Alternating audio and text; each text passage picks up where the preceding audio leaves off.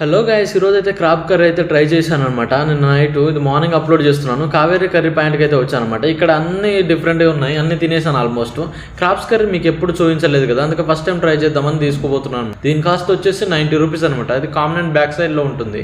ఇక చూద్దాం, first time అయితే ట్రై చేస్తున్నాను. చూద్దాం, కాస్త కూస్తో భయమే అవుతుంది ఇక టేస్ట్ ఎలా ఉంటుందో. దీన్ని ఫస్ట్ టైం తింటున్నాను, జస్ట్ వ్లాగ్ షూట్ చేసుకోవడం కోసమే అనమాట. చూద్దాం. సాంబార్ కూడా అయితే బాగానే ఉంచింది, గ్రేవ్ గానీ 2 అయితే వేసారు ఒక ముక్కలు ఉండేసరికి. చూద్దాం దీన్ని అయితే అసలు ఎలా తినాలో కూడా నాకు ఐడియా లేదు. మీరు ఎంతమంది తిన్నారు ఒకసారి అయితే కామెంట్ చేయండి భయ్య. నాకైతే చూద్దాం, ఫస్ట్ టైం తిన్నాం. దాన్ని తింటున్నప్పుడు నాకు ఎలా అనిపించింది అంటే, ఏదో మామూలు ఇవి ఉంటే చూసినావు రొయ్యలు, ఎండిపోయిన రొయ్యలు తింటున్న ఫీలింగ్ అయితే వచ్చింది. మసాలా ఘాటు మాత్రం కొంచెం గట్టిగా ఉంది, మిరియాలతోని గొంతులో కాస్త మండుతుంది.